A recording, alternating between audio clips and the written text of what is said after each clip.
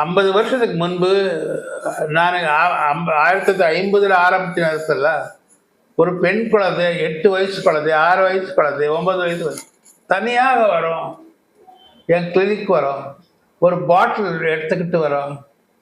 Uncle எனக்கு ஜுரம், காய்ச்சல், அம்மா சொன்னாங்க உங்கள்கிட்ட பார்த்து மருந்து வாங்கிட்டு வர சொன்னாங்க. நான் மிக்சர் மாத்திரை கொடுத்துட்டு அவங்க அப்புறம் வந்து பே பண்ணுவாங்க.